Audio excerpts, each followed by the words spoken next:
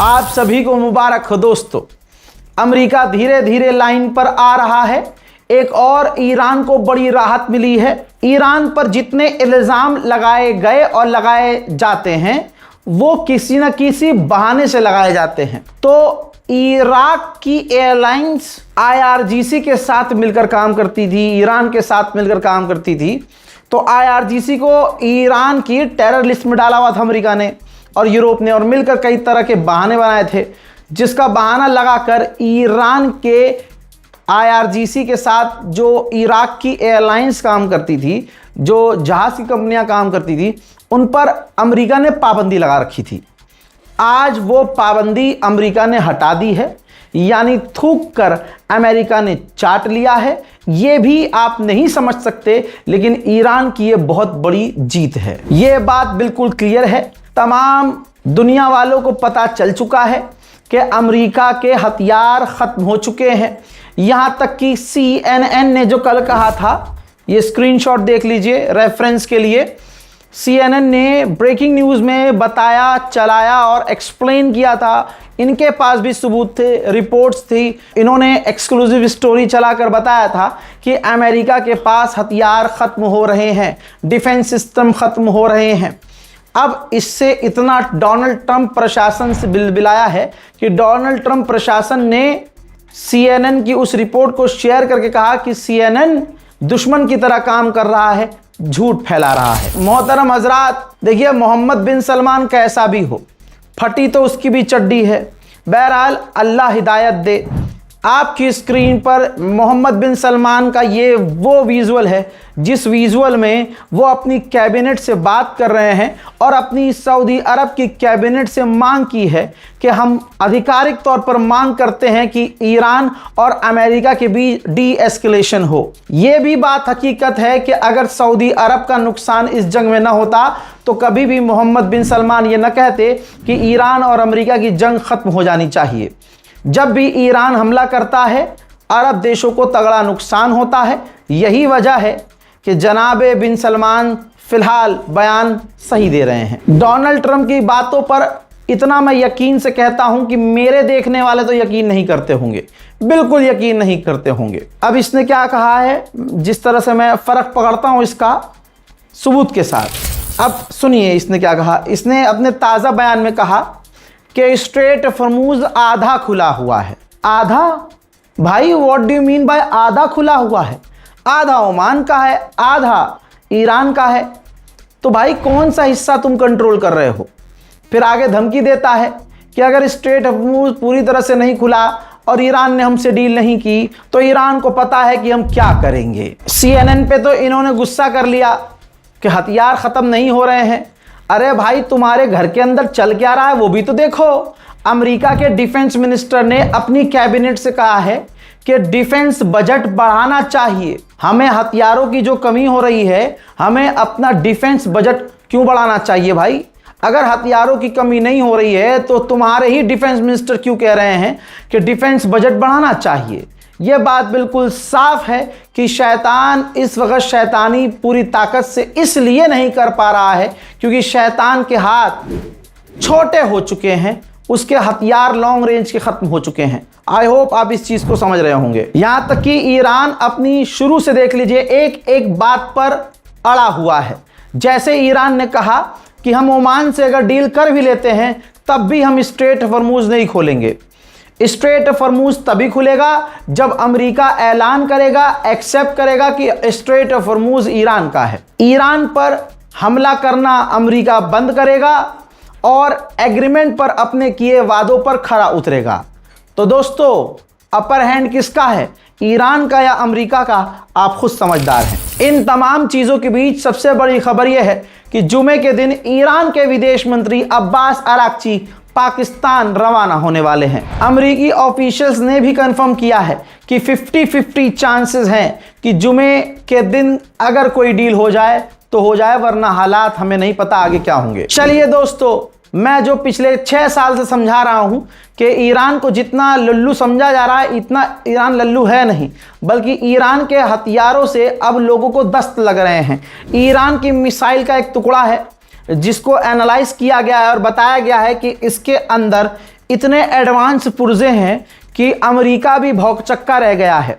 हजरत मोहतरम आसान ज़बान में समझाऊं तो इस मिसाइल के अंदर गाइडेड सिस्टम लगा हुआ है, यानी ये मिसाइल वहीं गिरेगी जहां टारगेट होगा। अब चौंकने वाली बात यह है कि इसके अंदर वो डिवाइस भी मिली है, ऐसा सिस्टम भी मिला है कि अगर आखिरी मौके पर मान लीजिए कि अगर इस्लामाबाद में मिसाइल गिरनी है और गिरने से पहले अगर ईरान चाहे तो इस्लामाबाद के बजाय वो किसी और पाकिस्तान के इलाके पे लास्ट मूवमेंट पे मिसाइल मोड़कर फेंकना चाहे तो वहां भी घुमा सकता है, यानी मिसाइल को वो उड़ती हुई चलती हुई मिसाइल को कंट्रोल कर सकता है। दूसरा, ईरान के इस मिसाइल के अंदर इस तरह के एडवांस पुर्जे लगे हुए हैं कि इसे रोक पाना मुश्किल है, क्योंकि ये चलते चलते रास्ता भी बदल लेती है और ये काफ़ी एडवांस है। इसके अंदर ऐसी टेक्निक का इस्तेमाल हुआ है कि दुनिया के वो देश जो हथियार बनाते हैं वो भी हैरत में हैं। वहीं खबर ये भी कंफर्म है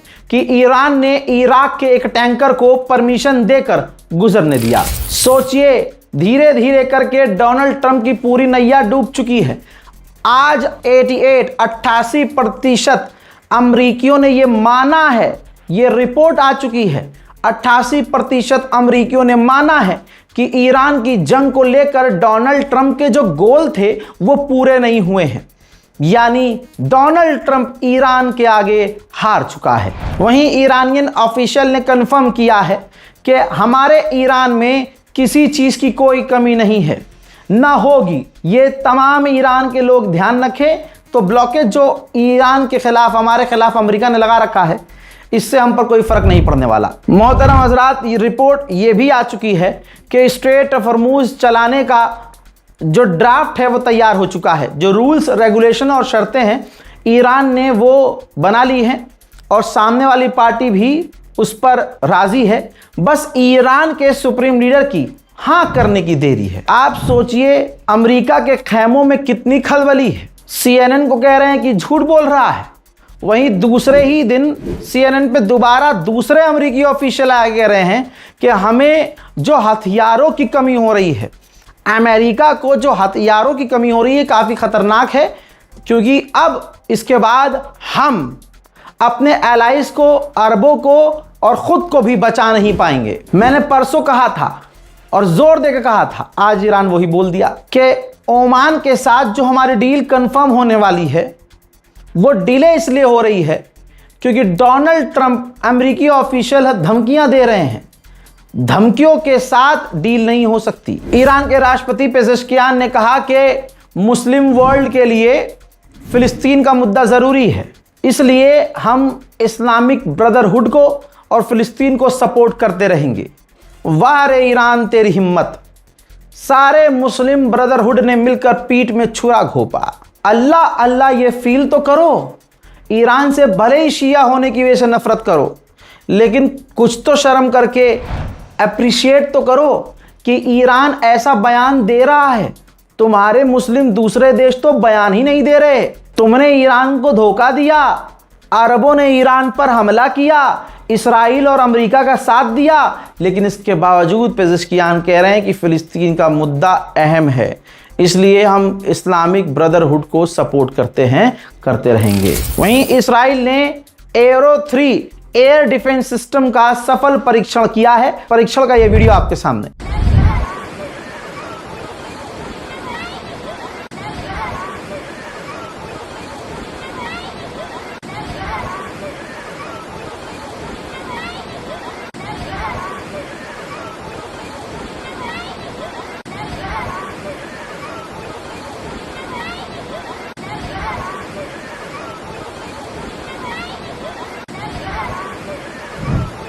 ईरानियन ऑफिशियल ने अमेरिका को कहा है कि हम तुम्हें वार्न करते हैं, हमारे इलाकों से निकल जाओ और हमारे इलाकों में जो तुमने दूसरे देशों को बिठाया है उनकी फौज और उनके एजेंट्स को भी निकाल दो। ईरान के विदेश मंत्री से इटली के विदेश मंत्री ने फ़ोन पर बात की है, कई अहम मुद्दों और इलाके के मुद्दों को शेयर किया है। उधर ह्यूमन राइट भी फड़फड़ा चुका है। ह्यूमन राइट वॉचडॉग ने कहा कि ईरान ने कुछ ही महीनों में 56 से ज्यादा लोगों को अपने मुल्क में फांसी दे दी है। इसी ह्यूमन राइट वॉचडॉग के पिछवाड़े में दम नहीं है कि ये बोल सके कि फिलिस्तीन के अंदर एक ही परिवार, गजा के अंदर एक ही परिवार के, एक ही खानदान के 150 से ज़्यादा लोगों की लाशें मिली है। इसराइल ने, अमेरिका ने वॉर क्राइम किया है। मेनाप की लड़कियों का, स्कूल की बच्चियों का जो नरसंहार किया गया है, उस पर भी तमाम ह्यूमन राइट वॉच डॉग का मुंह सूअर की तरह बंद है। हुतीज ने ऐलान किया है कि हमने एक और सऊदी अरब के टैंकर पर हमला किया है जो यमन के काफी करीब था। हुतीज ने यह भी कंफर्म किया है कि हमने सऊदी अरबिया के 8 जहाजों को वापस मोड़ दिया है। उधर मेरे दोस्तों, भिकमंगे आसिम मुनीर और शहबाज शरीफ, ये दोनों आतंकवादी पीओके में नरसंहार करने के बाद, अल जजीरा को बैन करने के बाद, इंटरनेशनल न्यूज चैनलों को रिपोर्टिंग करने से मना करने के बाद, ये दोनों भिखारी आसिम मुनीर और शहबाज शरीफ ये सऊदी अरब के दौरे के लिए तैयारी कर रहे हैं। हजरात, इसराइल ने कहा कि एक बिल्डिंग के अंदर आईईडी ब्लास्ट हुआ जिसमें हमारे 2 इस्राएली सैनिक मारे गए और कई घायल हुए। इसके बाद इसराइल ने नोटिस जारी किया और उस पूरे लेबनान के इलाके को खाली करने का हुक्म दिया और उसके बाद उस इलाके में खतरनाक बमबारी की।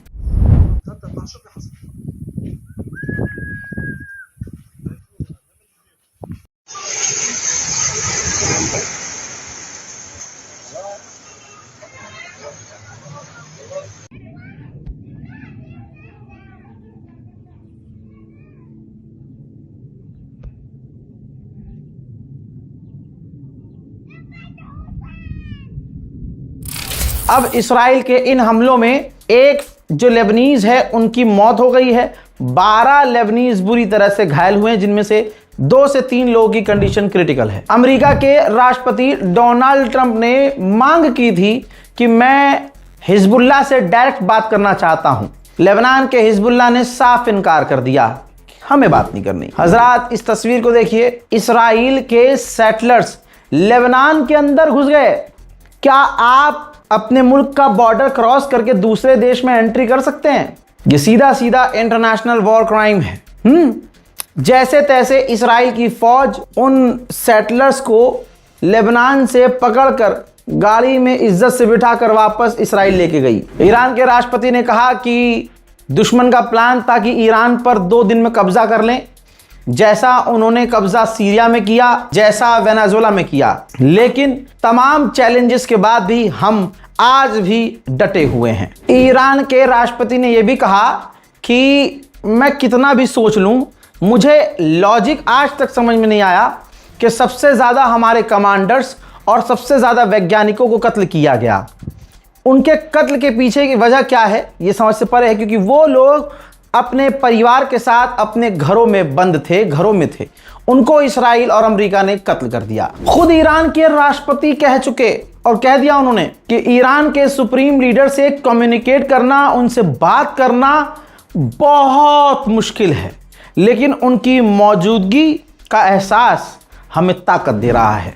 हजरात, एक टैंकर की सैटेलाइट इमेज आई है जो ओमान के करीब है। उस टैंकर पर ईरान ने हमला किया, जिसके बाद टैंकर से सारा तेल रिश्ता हुआ सैटेलाइट इमेज में रिकॉर्ड हुआ है। इजरायली कट्टरवादी नेता प्रधानमंत्री नेतन्याहू ने कहा है, और इनका जो बयान है हजरात याद रखिएगा, इनका जो बयान है भारत के कुछ हिंदूवादी नेता से इनका बयान मैच खाता है। नेतन्याहू ने कहा कि दुनिया के बहुत सारे देश हमें और हमारी फौज को अपना आइडियल मानते हैं। मुझसे कई दुनिया के लीडर्स ने कहा है कि आपकी फौज के हम कायल हैं, हमारी फौज आपकी फौज को फॉलो करती है, और हम दोस्तों पूरी दुनिया में ऐसे वाहिद अकेले हैं इजराइलीज और हमारे आईडीएफ के फौजी जो इस्लामिक रेडिकल से, कट्टरवाद से हम अकेले लड़ रहे हैं और पूरी दुनिया को बचा रहे हैं। नेतन्याहू ने आगे जहर उगलते हुए कहा कि हम फिलिस्तीन स्टेट बनने नहीं देंगे क्योंकि वो हमारे खिलाफ हैं, हमें ख़त्म करना चाहते हैं। आप कब तक अरबों को अपने वालिद समझेंगे, इस्लाम का रहबर रहनुमा समझेंगे? दोस्तों, सऊदी अरब के अंदर जेरूशलम को लेकर, फिलिस्तीन को लेकर एक समिट हुआ, मीटिंग हुई। उस मीटिंग में सऊदी अरब के विदेश मंत्री ने कहा कि जेरूशलम में यहूदी, मुस्लिम्स और ईसाई तीनों का फेथ है, यकीन है, वहाँ उनके धर्म से जुड़ी हुई चीज़ें हैं, लिहाजा तीनों के आस्थाओं का सम्मान होना चाहिए। अब मैं आपको फिलिस्तीन का, वेस्ट बैंक का यह मंजर दिखा रहा हूं। जो पत्रकार हैं, जो नजर आ रहे हैं कि पत्रकार हैं, उनके ऊपर इस्राएल की फौज ग्रेनेड फेंक रही है, आंसू गैस के गोले फेंक रही है। उधर इस्राएल ने इल्जाम लगाया है कि कतर से हमास निकलकर तुर्की रह रहा है और तुर्की में ऑपरेशन कर रहा है। तुर्की के विदेश मंत्री ने जो कहा है वो मेरे दिल की बात है। इसके बाद तुर्की के विदेश मंत्री ने कहा कि हमास ने तमाम अपने वादे पूरे किए। ये इजराइल है जो अपनी आदत से बाज नहीं आ रहा है, वो फिलिस्तीनियों पर हमले कर रहा है, फिलिस्तीनियों को कत्ल कर रहा है, गाज़ा को मिटा रहा है और सिर्फ उसे बहाना चाहिए गाज़ा में नरसंहार करने का। उन्होंने आगे ये भी कहा कि इजराइल की कोई शांति की पॉलिसी नहीं है और अगर इलाके के देशों ने इस्राइल के खिलाफ कदम नहीं उठाया तो इस्राइल पूरी दुनिया के लिए एक बड़ा खतरा बन जाएगा। हजरात, middle east Iran special report में फिलहाल के लिए इतना ही। फिलहाल मतलब इतनी लंबी रिपोर्ट है। इस रिपोर्ट को शेयर कीजिए, अपनी राय कमेंट में लिखिए। जय हिंद।